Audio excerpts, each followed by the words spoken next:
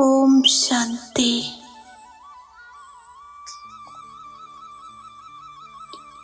ഞാൻ ജ്യോതിർമയ ആത്മാ, സർവശക്തിവാൻ ജ്യോതിർമയ ശിവപരമാത്മാവിൻ്റെ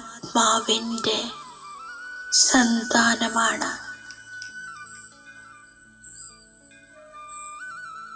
സ്വയം ബ്രഹ്മാണ്ടത്തിൻ്റെ മാലിക് ത്രിലോകീനാഥ് ശിവബാബ എൻ്റെ പാരലൗകിക പിതാവാണ്. ആരെയാണോ മുഴുവൻ ലോകവും അന്വേഷിക്കുന്നത്, ആ ബാബയെ എനിക്ക് കിട്ടിയിരിക്കുന്നു. ഇതിലും വലിയ സന്തോഷം മറ്റൊന്നുണ്ടാവില്ല. ബാബ എനിക്കു വേണ്ടി പുതിയ ലോകമുണ്ടാക്കുന്നു. എന്നെ കംസപുരിയിൽ നിന്നും വൈകുണ്ഠത്തിലേക്ക് കൊണ്ടുപോകുന്നു. ഞാൻ സ്വർഗത്തിൻ്റെ അധികാരിയാവുകയാണ്. ബാബ, അങ്ങ് ഗോഡ് ഫാദറാണ്. ഈ പഴയ ലോകത്തെ പുതിയതാക്കുന്നു. ബാബ വന്നിരിക്കയാണ് എന്നെ സ്വർഗത്തിൻ്റെ അധികാരിയാക്കാൻ. കൗടി തുല്യ ആത്മാക്കളെ വജ്രസമാനമാക്കുന്നു. ആത്മീയമായ ജാലത്തിലൂടെ നരകത്തെ സ്വർഗമാക്കുന്നു. ബാബ, അങ്ങന്റെ ടീച്ചറാണ്, സദ്ഗുരുവുമാണ്. ഞാൻ ആത്മീയ പിതാവിൻ്റെ ആത്മീയ സന്താനമാണ്. ബാബ, അങ്ങ് ജ്ഞാനം നൽകി എന്നെ വിവേകശാലിയാക്കി മാറ്റി. മുഴുവൻ വിശ്വത്തെയും രാജ്യം ഭരിക്കാൻ യോഗ്യനാക്കി. ഞാൻ ഭാഗ്യശാലി സ്റ്റുഡൻ്റാണ്. എന്നെ ഭഗവാനാണ് പഠിപ്പിക്കുന്നത്. ഇപ്പോൾ ഈ പഴയ തോണിയുടെ നങ്കൂരം ഇളകിയിരിക്കുന്നു. ഞാൻ പുതിയ ലോകത്തേക്ക് യാത്ര ചെയ്യുകയാണ്. പുതിയ ലോകമാണ് വൈകുണ്ഠം, പാരഡൈസ്. ഇപ്പോൾ നിരന്തരം ബാബയും സമ്പത്തും ഈ സ്മൃതിയിലാണ്. ദിവസം മുഴുവൻ നിരന്തരം സന്തോഷത്തിൻ്റെ അനുഭവം ചെയ്തുകൊണ്ടിരിക്കുന്നു. മുഴുവൻ ലോകവും അന്വേഷിച്ചു കൊണ്ടിരിക്കുന്ന ഭഗവാനെ ഞാൻ പ്രാപ്തി ചെയ്തു. മനുഷ്യർക്ക് ഭഗവാനെ ഓർമ്മിക്കുന്ന ശീലമുണ്ട്. യഥാർത്ഥ രീതിയിൽ തിരിച്ചറിവില്ലാത്ത കാരണം പ്രാപ്തിയൊന്നും തന്നെ ലഭിക്കുന്നില്ല. ബാബ പുതിയ ലോകത്തിൻ്റെ രചയിതാവാണ്. ബാബയ്ക്ക് സൃഷ്ടിയുടെ ആദി മധ്യ അന്ത്യത്തെക്കുറിച്ചറിയാം.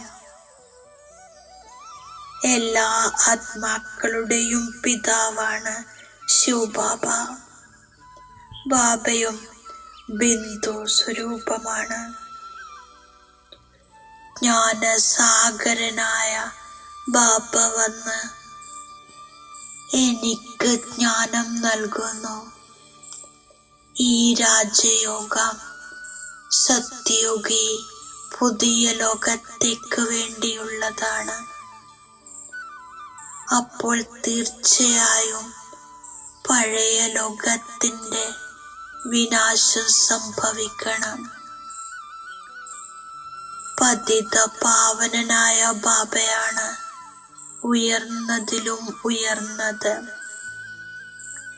ബാബ സുഖദാതാവ് മാത്രമാണ്, ദുഃഖം നൽകുന്നില്ല. 5000 വർഷങ്ങൾക്ക് മുമ്പ് ഞാൻ സദാ ആരോഗ്യശാലിയും സമ്പന്നനും വിവേകശാലിയുമായിരുന്നു. ഞാൻ ഇപ്പോൾ പുരുഷോത്തമനായി മാറുകയാണ്. ഇതെല്ലാം സ്വയം ഭഗവാൻ കേൾപ്പിച്ചു തരുന്നു. ഞാൻ ബാബയെ എൻ്റെ അധികാരിയാക്കുന്നു. ശരീര നിർവഹണാർത്ഥവും ചെയ്യുന്നു. കേവലം ട്രസ്റ്റിയായിരിക്കുന്നു. ബാബ എനിക്ക് കർമ്മത്തിൻ്റെ ഗതി മനസ്സിലാക്കി തന്നു. ഈ രാവണ രാജ്യം നശിക്കാൻ പോകുന്നതാണ്. ശിവബാബ രാമരാജ്യത്തിൻ്റെ സ്ഥാപന ചെയ്തുകൊണ്ടിരിക്കുന്നു. മുഴുവൻ രചനയുടെയും രചയിതാവിൻ്റെയും ജ്ഞാനം കേൾപ്പിക്കുന്നു. ബാബയിൽ ബലിയർപ്പണമായി തീരണം. എനിക്ക് ഒരേ ഒരു ബാബയെ കൂടാതെ മറ്റാരെയും ഓർമ്മിക്കേണ്ട. ബാബ അങ്ങയുടെ ഗതിയും സദ്ഗതിയുടെയും ജ്ഞാനം വളരെ അത്ഭുതകരമാണ്. ബാബ പതിമാരുടെയും പതിയാണ്, പിതാക്കന്മാരുടെയും പിതാവാണ്. ബാബയിൽ നിന്നും എനിക്ക് അളവറ്റ സുഖമാണ് ലഭിക്കുന്നത്. കാരണം പഠിത്തത്തിലൂടെ സമ്പാദ്യമുണ്ടാകുന്നുണ്ടല്ലോ. അച്ഛൻ ടീച്ചറായി പഠിപ്പിക്കുന്നു, പിന്നെ ഗുരുവായി കൂടെ കൊണ്ടുപോകുന്നു. ഇതിനേക്കാളും ഉയർന്ന ജ്ഞാനം മറ്റൊന്നില്ല.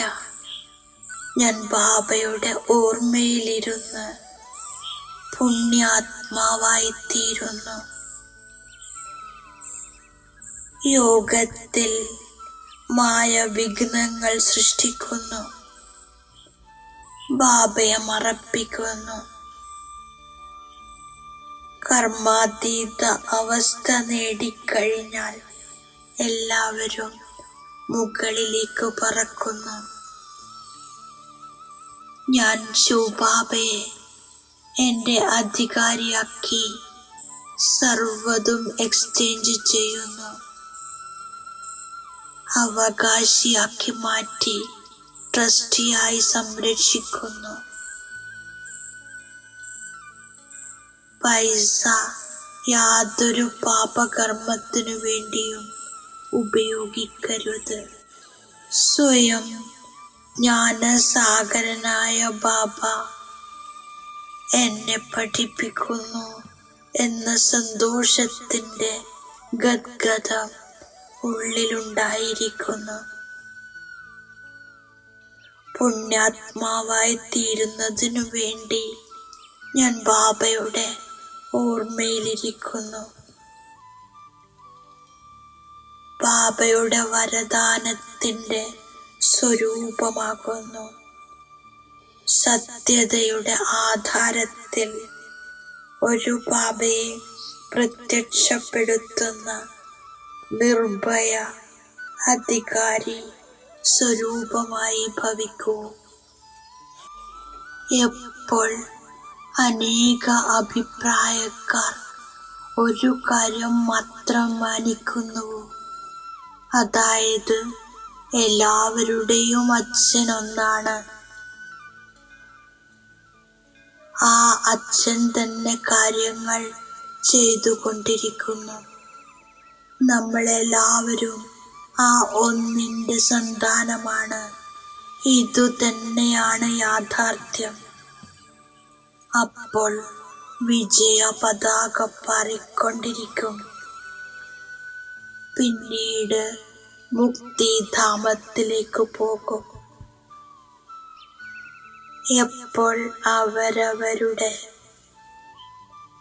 പാർട്ട് വരുന്നു, അപ്പോൾ ആദ്യം ഈ സംസ്കാരം തന്നെ ഉടലെടുക്കുന്നു.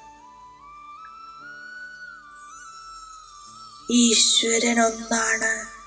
ഇതാണ് സ്വർണിമയുഗത്തിന്റെ സ്മൃതി.